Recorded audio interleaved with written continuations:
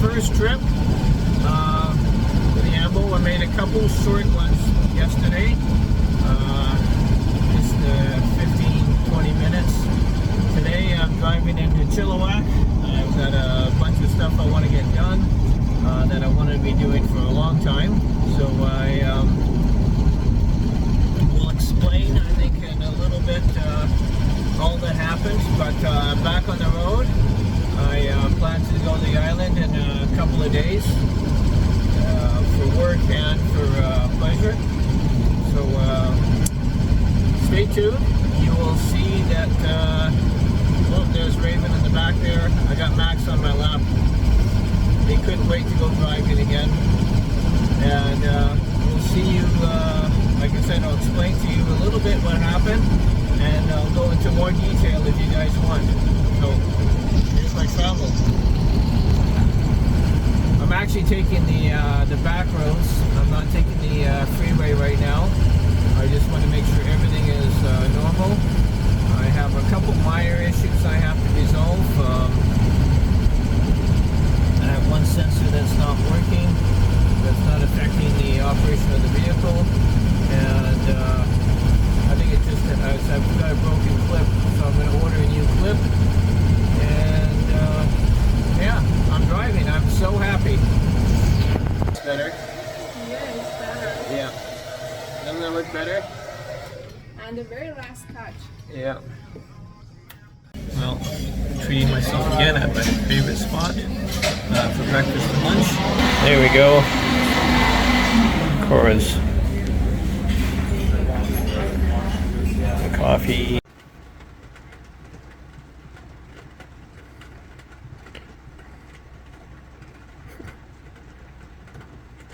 Max and Raven decide to.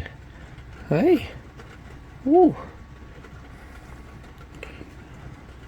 How are you? Huh? You wake me up. You said, oh, it's time to clean myself. But it's only 1 o'clock in the morning. Could go back to nights. Yeah.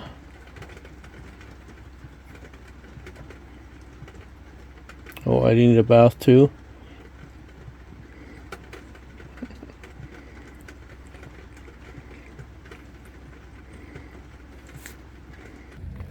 Green Hills, bells over.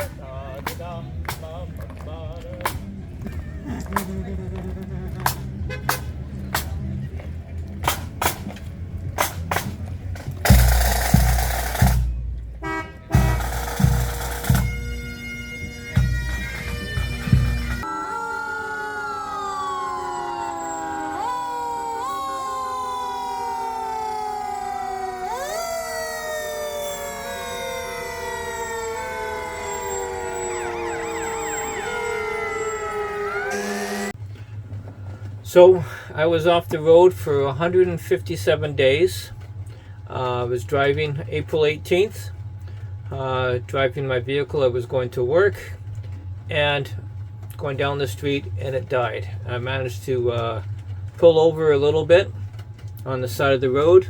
Luckily, it wasn't too busy of a time of the day, and my engine died. So I tried to start it, didn't want to start. Didn't crank it over a million times, just a few times. And so I decided, okay, I got towed back to my place, and I let my mechanic know that it died. Said that he'll change my fuel pump. Could be that, so I changed that. No go. A few other things. He came out once. Oh, your ignition switch is faulty. Change that. Turns out it wasn't faulty. And then comes out again later, says, oh, the engine has to come out, and well, I can't do it, so he's going to be away for a while. So I decided, hey, I'm going to do the engine myself. So luckily I have some great neighbors here, and one of my neighbors, he got me an engine hoist and engine stand that I can remove the engine. Took me a little bit of work to get it out, and got everything out, started taking the engine apart, and I found a fatal error.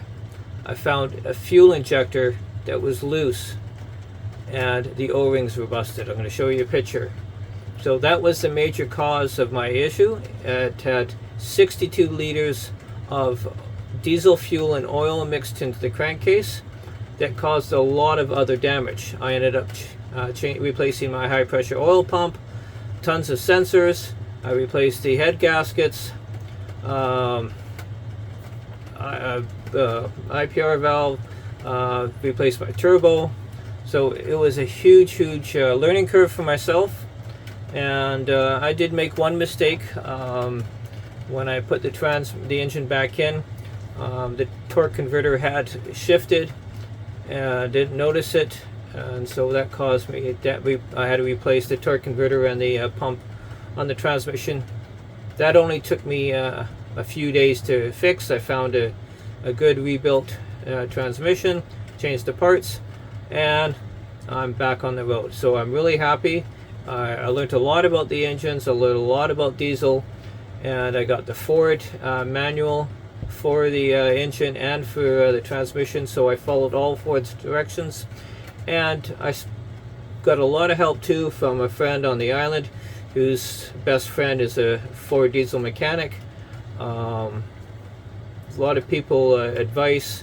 There's some advice on YouTube. Some was good, some wasn't so good, but I really learned a lot. Oh, Max wants to come in and join, and I'm going to hopefully that it's going to be the last time I need to work on my engine for a while.